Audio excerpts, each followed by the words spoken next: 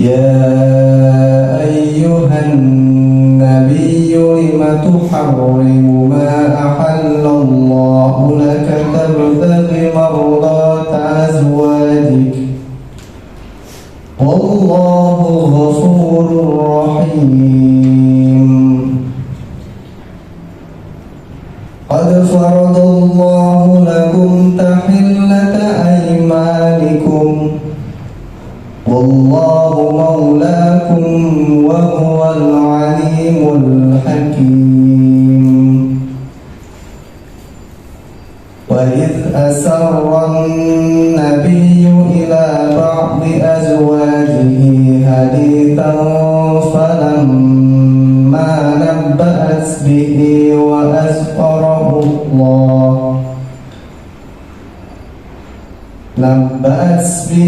وأظهره الله عليه عرف بعضه وأعرض عن بعض فلما نبأها به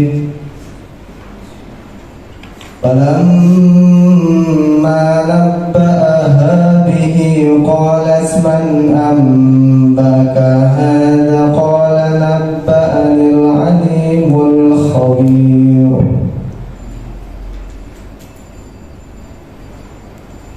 إن تتوبا إلى الله فقد صغت قلوبكما وإن تظاهر عليه فإن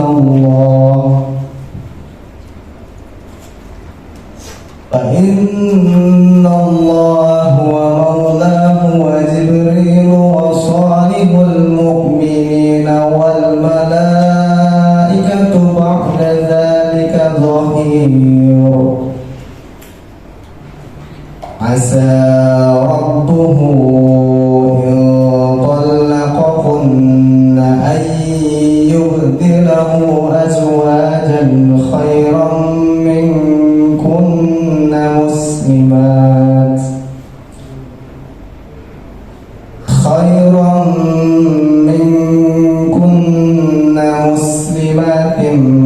مؤمنات قانتات تائبات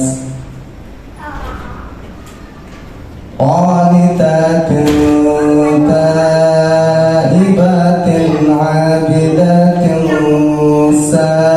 سائحات طيبات وأبكارا يا أيها الذين آمنوا قوا أنفسكم وأهليكم نارا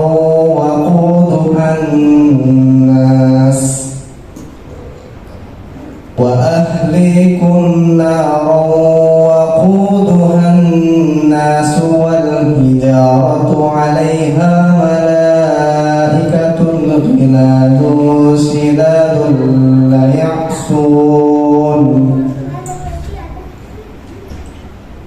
شداد لا يعصون الله ما أمرهم ويفعلون ما يؤمرون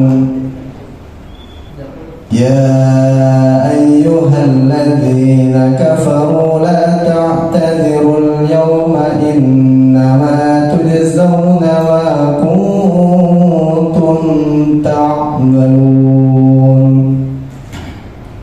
صدق الله العظيم. Wassalamualaikum warahmatullahi wabarakatuh.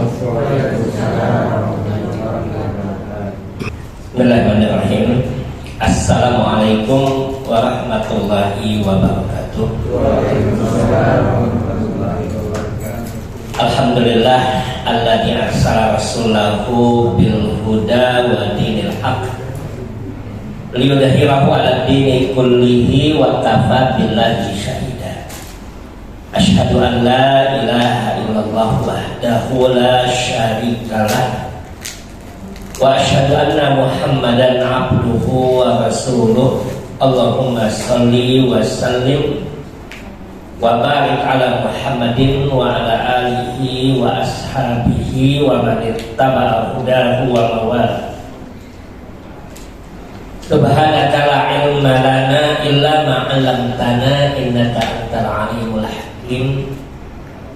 Allahumma anfa'na bima 'allamtana wa 'allimna ma yanfa'una wa zidna ilma.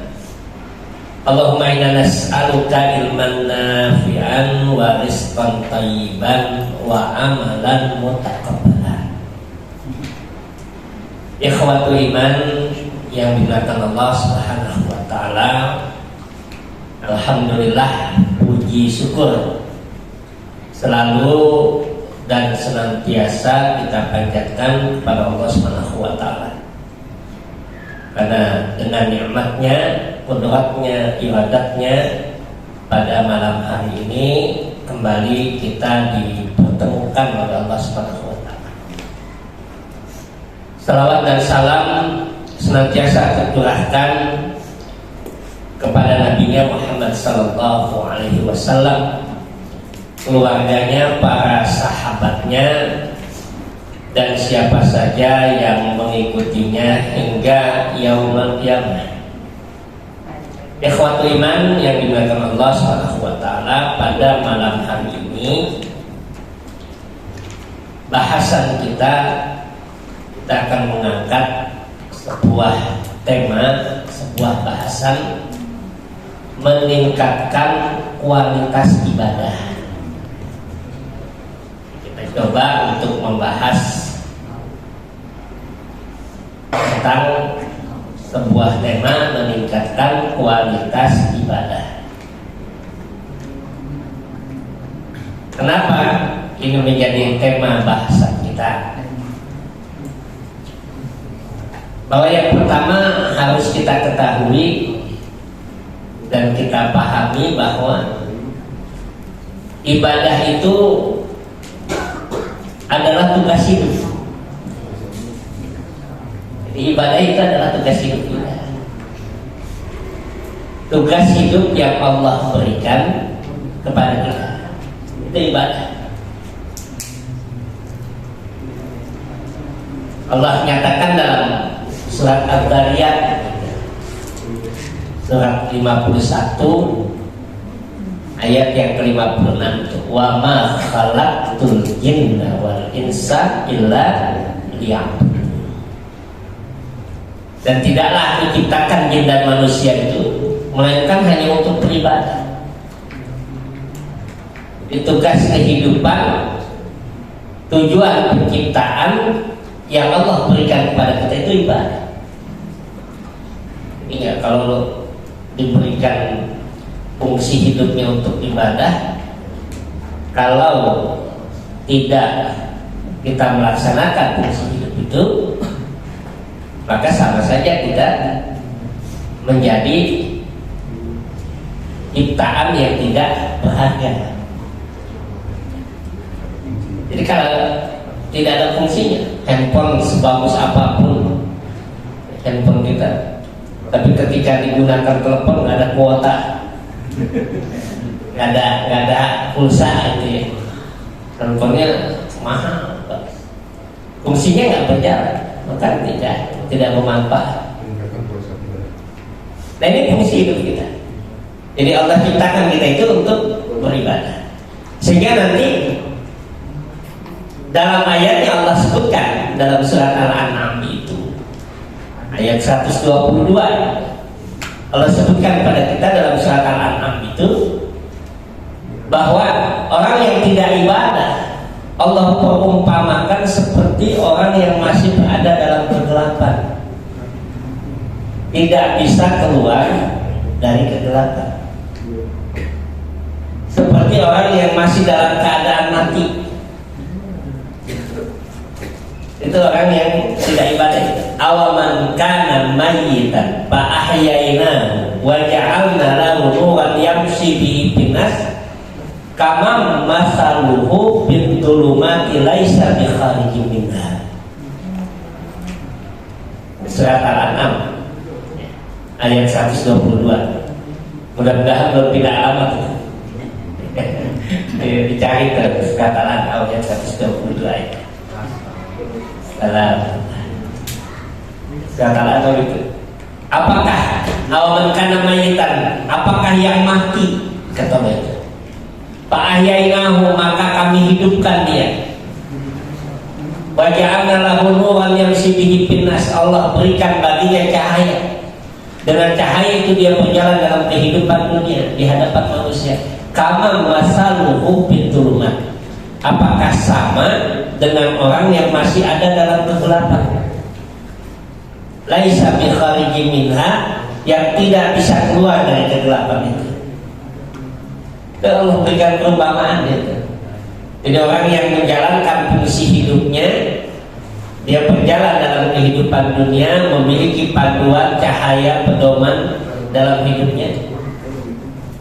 Tidak sama dengan orang yang masih ada dalam kegelapan, yang belum Allah berikan kehidupan. Ini perumpamaan.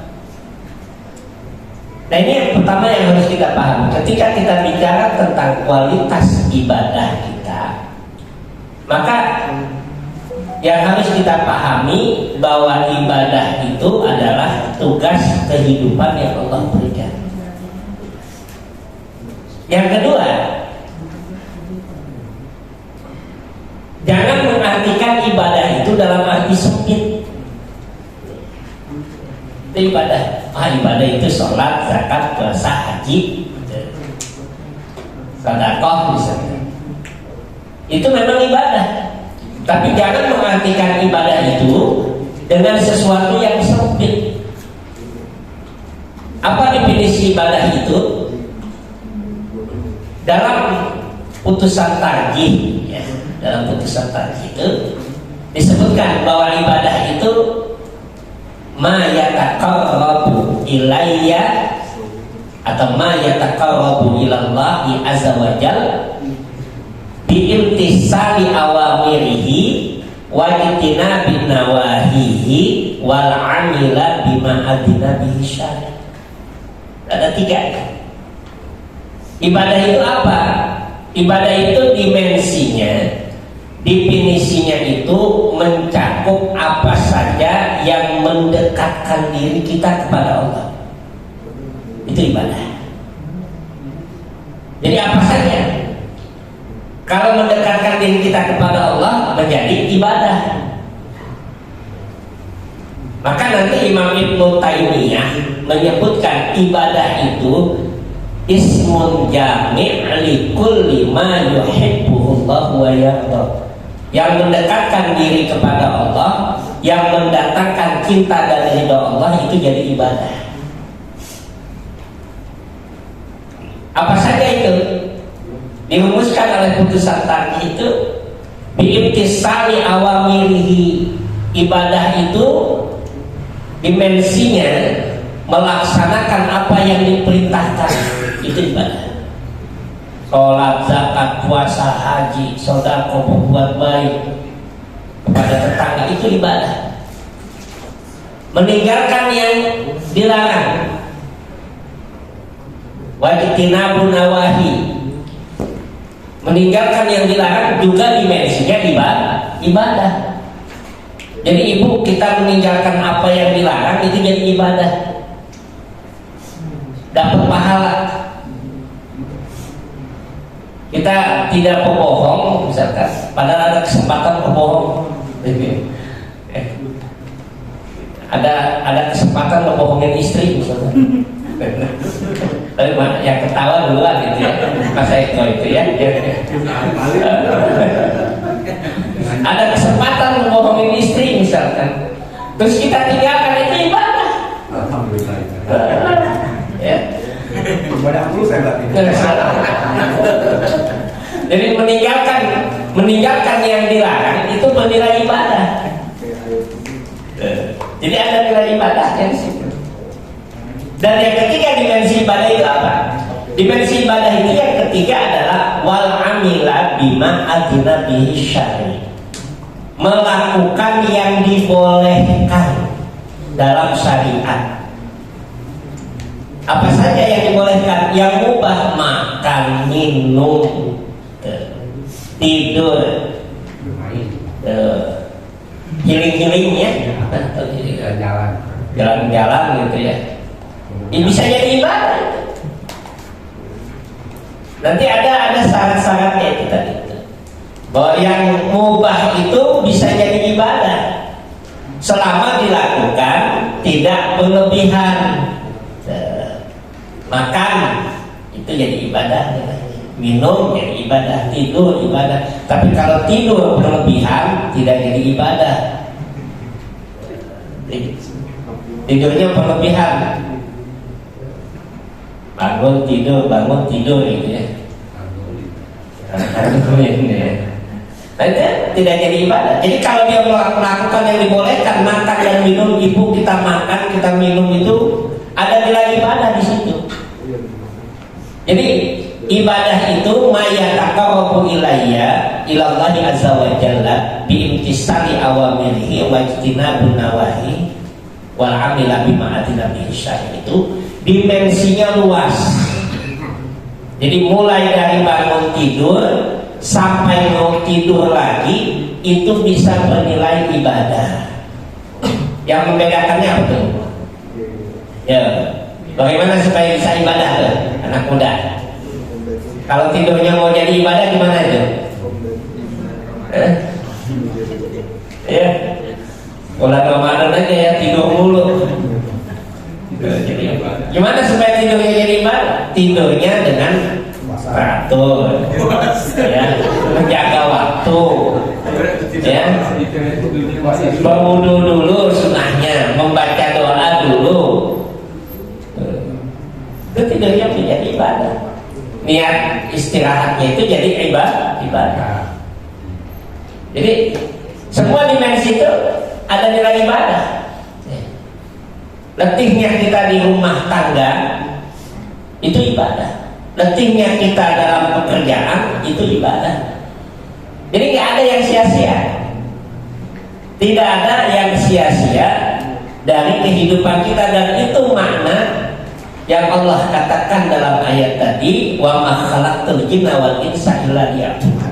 Allah ciptakan kita tidak lain dan tidak bukan tujuannya hanya untuk ibadah. Apa artinya? Melaksanakan kehidupan kita ada nilai-nilai ibadah di dalamnya. Nanti Imam Ibnu Taimiyah dalam kitabnya itu menyatakan, Bapak dan Ibu, yang membedakan kita dengan hewan itu cuma niat. Kita makan, kucing makan nggak? Kan? Apa bedanya makan kita dengan kucing? Niat. Ya.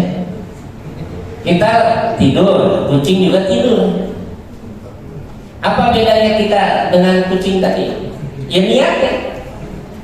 Nah, ini yang membedakan aktivitas kita itu menjadi nilai ibadah, di mana fondasinya tadi awalnya itu adalah niatan yang berbeda. Ini yang kedua. Yang ketiga saya ingin sampaikan bahwa kalau dimensi kehidupan itu nilainya ibadah, ketika kita bicara meningkatkan kualitas ibadah, harus kita yakini bahwa semakin meningkat kualitas ibadah kita, kebaikannya itu kembali pada diri kita. Jadi kalau sholat kita makin rapi, makin benar, makin bagus, maka bukan kembali kepada Allah, tetapi kembali kebaikan itu pada kita. Baca Quran kita semakin rajin, semakin bagus, semakin baik, kebaikannya kembali pada siapa? Kembali pada diri kita. Semua ibadah itu. Jadi tidak kembali kepada Allah Subhanahu wa taala. Seluruh kebaikan dari ibadah yang kita lakukan itu baliknya kepada kita. Kalau kita nggak ibadah, Allah itu nggak rugi. Ada ruginya Allah. Tetap maha kuasa, tetap maha besar, tidak berkurang sedikit pun. Maka Allah katakan tuh, paman sa'a falyu'min wa man sa'a falyakfur. Siapa yang mau beriman silakan beriman, siapa yang mau kufur silakan kufur. Tidak ada kerugian bagi Allah. Kita mau ibadah bagus, mau ibadah kita serampangan nggak baik, tidak ada kerugian bagi Allah. Tetapi keibadah lakukan itu, nilai kebaikannya itu kembali pada diri kita. Kembali pada diri kita. Dan kita banyak itu melihat penelitian-penelitian yang membuktikan itu. Orang yang sholat misalkan, kalau sholatnya benar, sholatnya rapi, sholatnya sesuai dengan contoh, maka apa yang terjadi akan mendapatkan kebaikan pada fisiknya. Kalau puasanya bagus, puasanya benar, maka akan berdampak pada psikologisnya. Itu diteliti oleh para ilmuwan. Yang secara kasar mata saja itu bahwa seluruh ibadah itu kebaikannya kembali pada diri kita, tidak kembali kepada Allah Subhanahu wa taala. Maka dalam ayat tadi surat Az-Zariyat tadi itu, setelah Allah katakan salihan min dzakarin aw unsa wa huwa mu'minun falanuhyiyannahu hayatan thayyibah wa lanadziyannahum ajrahum bi ahsani ma kanu ya'malun.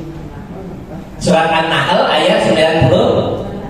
Kalau bapak-bapak ditanya surat apa, surat Al-Quran, bapak-bapak jawabnya begitu. Nah itu man amila, kata Allah Subhanahu wa taala, man amila salihan, barang siapa yang dia beramal soleh, beramal soleh, baik laki ataupun wanita, wa huwa mu'minun, dalam keadaan iman, falanuhyiyannahu hayatan thayyibah, maka pasti akan kami berikan dia kehidupan yang baik.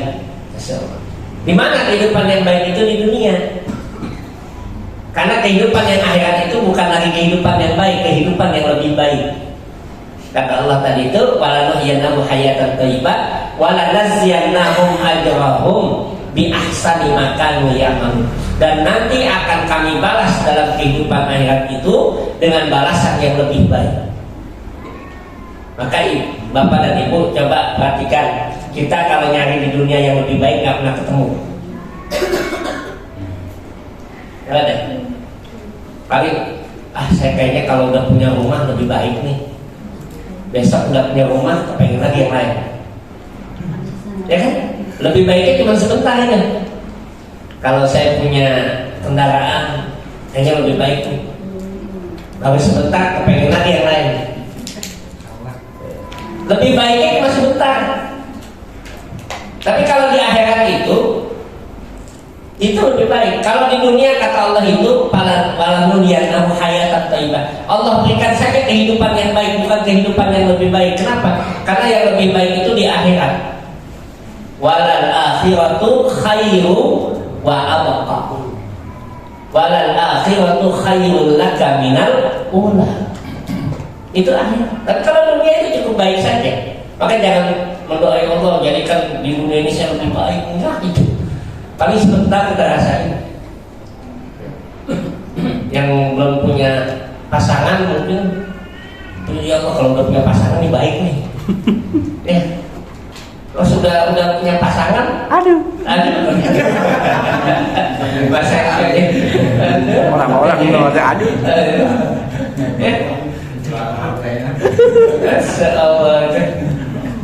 Jadi seperti itu. Di dunia itu ya cukup baik saja, tidak ada yang lebih baik di dunia itu. Karena sudah dijanjikan oleh Allah itu walal akhiratu khairul laka minal ula. Dunia itu ya tidak lebih baik dari akhirat. Yang lebih baik itu hanya yang akhirat. Nah ini yang harus kita pahami, 4 hal tadi ya, bahwa meningkatkan kualitas ibadah kita itu tadi berkaitan karena yang pertama, ibadah itu tugas hidup dan kehidupan kita. Itu yang pertama. Jadi kalau kita meningkatkan kualitas kehidupan kita, kualitas ibadah kita, itu karena memang tugas hidup dan kehidupan kita. Yang kedua apa? Bahwa nilai kebaikan itu, ibadah itu kembali pada diri kita, bukan kembali pada Allah. Yang ketiga, bahwa dimensi ibadah itu luas, bukan hanya ibadah mahdoh seperti sholat, zakat, puasa, haji, tetapi aktivitas kita, keseharian kita, mulai dari bangun tidur sampai mau tidur lagi ada nilai ibadah. Maka rugi itu kalau kita bangun tidur mau tidur lagi tidak ada nilai ibadah. rugi. Karena nanti yang membedakan itu cuma niat doang. Niatnya. Dan yang keempat tadi apa? Bahwa meningkatkan kualitas ibadah kita itu berarti kita ingin meningkatkan kualitas hidup kita. Kalau ingin meningkatkan kualitas hidup kita, ikhwatul iman, bapak dan ibu jamaah yang berbahagia. Kalau kita ingin meningkatkan kualitas hidup kita itu, tingkatkan kualitas ibadah kita. Itu rumusnya.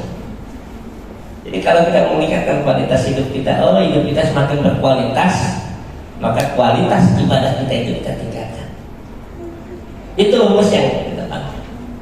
Nah, kalau meningkatkan kualitas hidup kita itu kan kebutuhan kita. Kita hidup di dunia, kepengen hidup kita itu menjadi hidup yang berkualitas. Itu keinginan kita. Nah, bagaimana caranya itu? Meningkatkan kualitas ibadah kita itu seperti apa?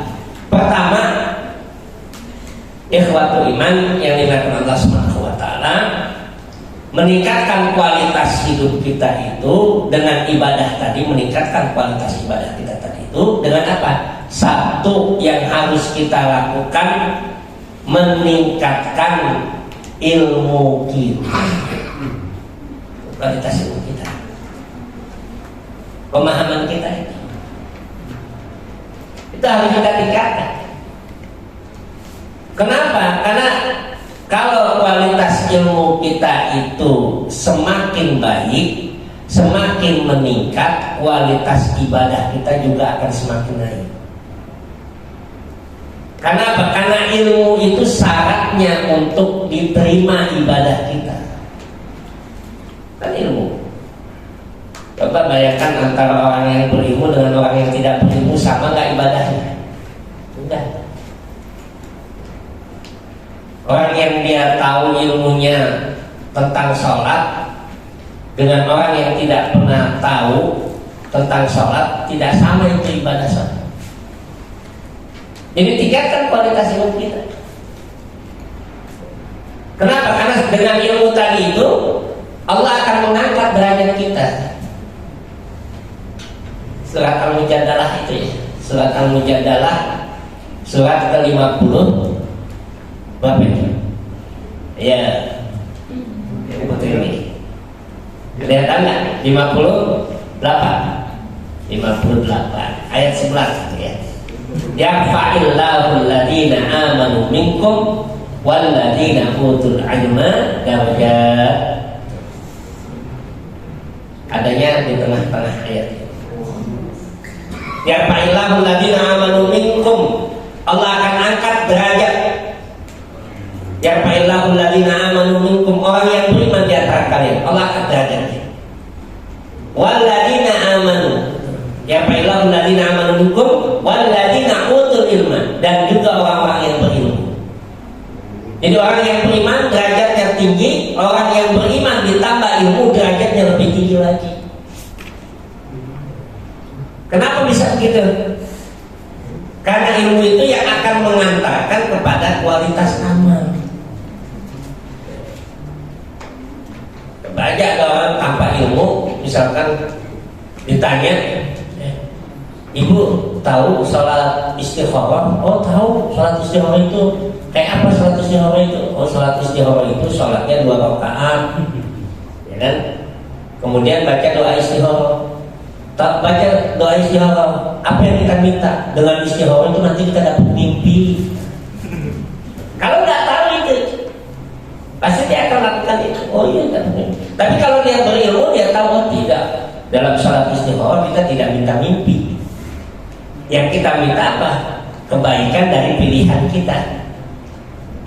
Oh ternyata istikharah itu bukan karena ada 2 pilihan. Karena seringkali orang mengatakan gitu ya, istikharah dilakukan kalau kita punya 2 pilihan ya. Dan saya ceritakan itu dulu waktu melamar calon istri tuh, yang sekarang jadi istri. Saya melamar calon istri yang sekarang jadi istri itu saya suruh, kita bisa bilang udah saya melamar kamu, kita sama istri kamu. kasih waktu 1 bulan. Sebelum 1 bulan itu saya telepon, gimana? Ada tanda-tanda putusan, belum dapat mimpi. Saya kaget juga, saya bilang, kamu istikharahnya minta mimpi. Karena tidak ada itu ceritanya kita minta mimpi. Kalau mau minta mimpi, jangan istikharah, datang ke dukun. Baru dikasih mimpi ya dukun. Kalau istikharah kita nggak pernah minta mimpi, jawab perhatikan. Allahumma inni astahiruka bi ilmika wa astaqdiruka bi qudratika wa as'aluka min fadlikal azim fa innaka taqdiru wa la aqdir wa ta'lamu wa la a'lamu wa anta 'allamul ghuyub. Allahumma in kunta ta'lam anna hadzal amra, ya Allah, kalau kau tahu urusan ini baik, faqdurhuli, maka takdirkanlah saya untuk itu. Faqdur wa yassirhuli, mudahkanlah saya, wa barikli, dan berkahi saya dengan urusan tadi. Itu yang kita minta. Wa in kunta ta'lam, kalau seandainya kau tahu urusan ini tidak baik ya Allah, maka jauhkan dia dari saya, jauhkan saya dari dia. Kadang-kadang kan ada urusan yang tidak baik, udah dijauhkan oleh Allah, tapi kita makin dekat aja. Ya kan? Udah dijauhkan nih urusan ini nggak baik nih. Allah tahu, Allah jauhkan urusan itu dari kita. Kemudian kita masih mepet aja, atau pengen mendeketin aja.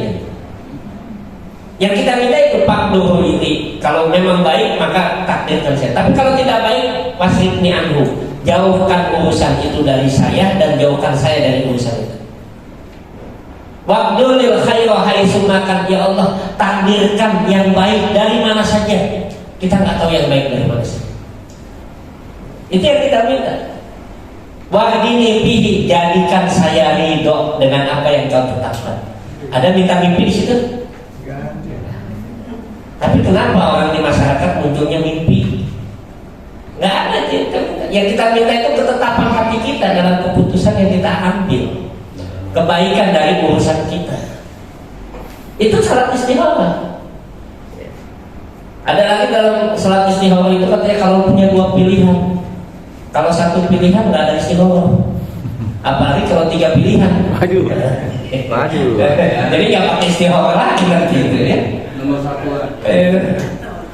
Kan nggak ada. Istikharah itu bukan hanya karena 2 pilihan. Istikharah itu disampaikan oleh Nabi Sallallahu Alaihi Wasallam dalam hadis Jabir bin Abdullah. Kata Nabi Sallallahu Alaihi Wasallam itu, Jabir bin Abdullah menyatakan, karena Rasulullah Sallallahu Alaihi Wasallam yu'allimunal istikharah fi kulli umurina kama yu'allimunal Qur'an. Rasulullah itu mengajarkan kami untuk istikharah, minta pilihan yang baik dalam semua urusan kami. Sepertinya sama dengan Nabi mengajarkan kami dengan Al-Quran. Bayangkan itu. Nabi mengajarkan Al-Quran tidak pernah berhenti. Itu juga istikharah. Nah, ini orang yang berilmu. Jadi kalau dia berilmu, dia paham ibadahnya, meningkat kualitas ibadahnya. Dengan apa? Dengan ilmu. Maka nanti dalam ayat Al-Quran itu Allah banyak menyebutkan kepada kita, hal yastawil ladina ya'lamuna wal ladina la ya'lamun. Apakah sama orang yang berilmu dengan orang yang tidak berilmu? Itu Allah tanya itu.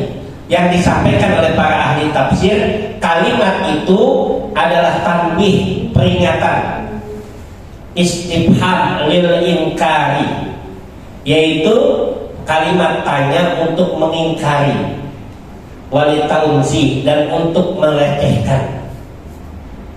Melecehkan orang yang menganggap orang yang berilmu dan tidak berilmu sama, tidak sama. Maka ibu, bapak datang ke majelis taklim, majelis ilmu, mungkin kita menyisihkan waktu kita, tenaga kita, mungkin harta kita, mungkin kita keluarkan dari apa yang kita miliki, itu kita keluarkan, korban waktu segala macam itu, tetapi Allah berikan jauh yang lebih baik. Man salaka tariqan yaltamisu fihi ilma sahalallahu lahu tariqan ilal jannah. Kata Nabi itu, siapa yang menempuh jalan menuntut ilmu,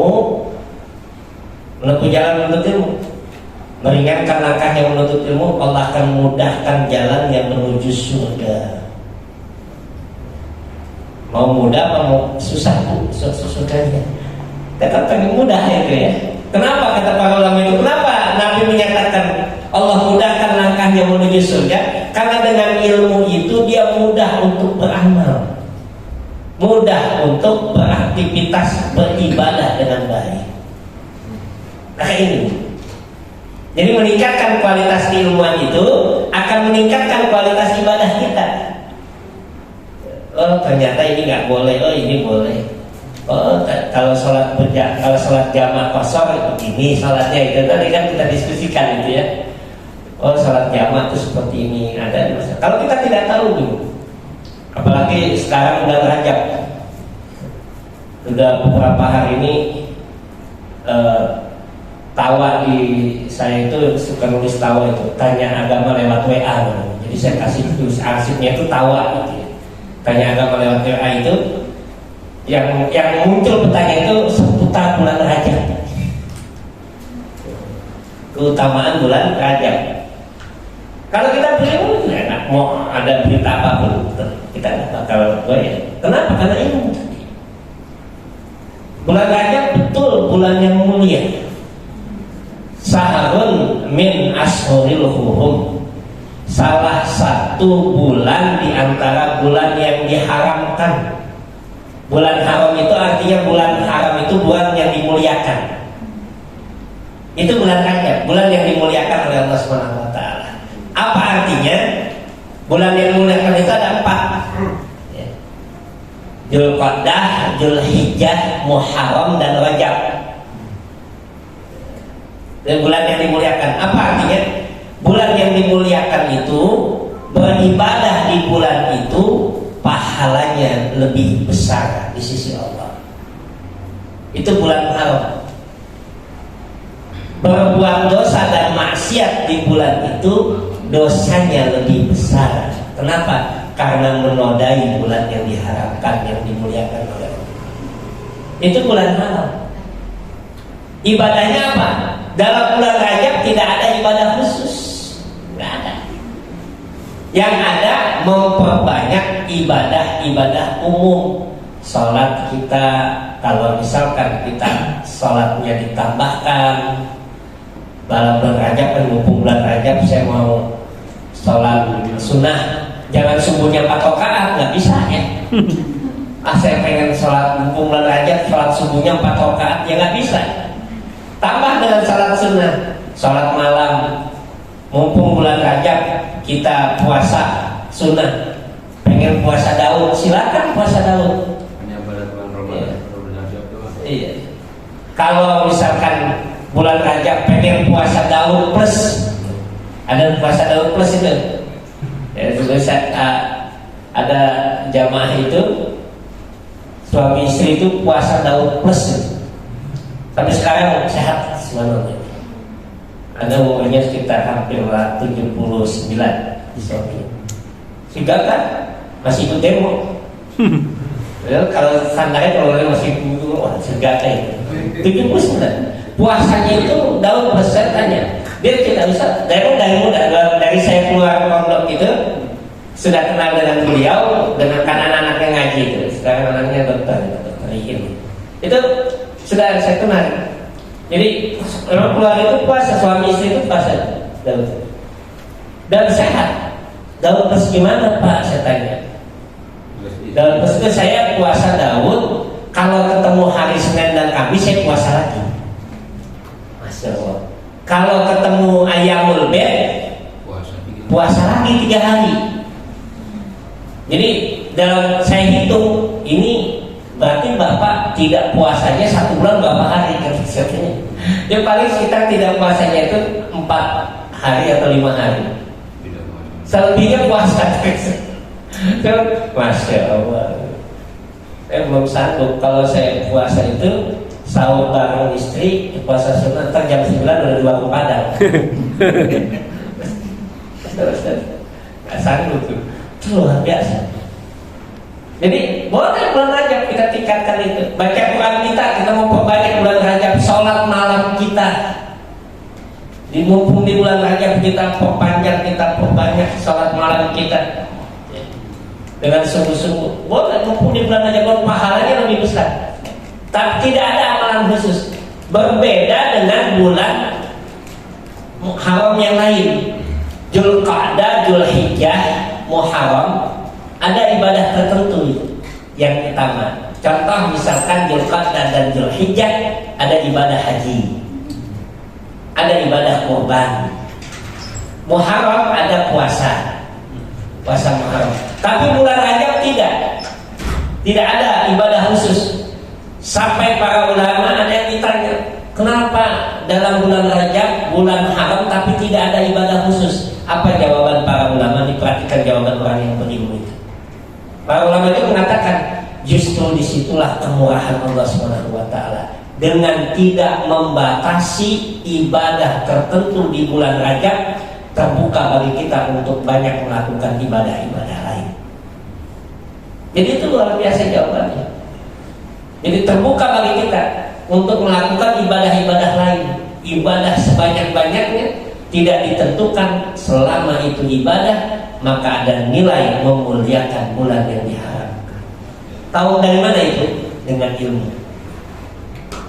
Jadi itu meningkatkan kualitas ibadah itu dengan ilmu. Sudah jam 9:04 ya. Saya ingin sampaikan, ini yang paling utama jadi ya. Yang paling utama untuk meningkatkan kualitas ibadah itu, semakin kita meningkatkan keilmuan kita. Mungkin nggak merasanya. Kalau ibu-ibu di tempat kami itu ngaji itu, ibu-ibu itu biasa setoran hafalan. Kalau ada ibu-ibu setoran hafalan gitu, jadi bulan mulai ngaji itu setoran hafalan dulu. Hafalan beberapa ayat yang kemarin dibaca itu kita kaji, kemudian di store. Hari ini store, pas minggu besok store ayat yang lain udah lupa yang kemarin. Saya bilang nggak apa-apa ibu, nggak apa-apa lupa ya. Berarti Allah masih sayang sama kita kalau dikasih lupa. Kenapa? Masih disuruh baca. Ya kalau ingat terus jangan-jangan kita udah nggak baca lagi. Itu satu. Kalau Allah kasih lupa, Allah masih sayang sama kita. Kenapa? Memori otak kita sedang dibersihkan dan dirapikan, disusun lagi dengan baik. Jadi itu sayangnya Allah SWT. Nah itu proses kita ngaji. Mungkin kita ngaji dan ta'lim dengan meningkatkan keilmuan kita itu ada banyak kesulitan, ada halangan, tapi Allah berikan yang lebih baik. Kenapa? Karena semakin kita meningkatkan keilmuan kita, semakin meningkat kualitas ibadah kita. Semakin meningkat kualitas ibadah kita, semakin meningkat kualitas hidup kita. Itu ya. Nah, ini mudah-mudahan ada manfaatnya buat kita sekalian. Hadanallahu wa iyyakum ajmain. Nasrun minallah wa fathun qarib wa basyiril mu'minin. Wassalamualaikum warahmatullahi wabarakatuh. Waalaikumsalam warahmatullahi wabarakatuh.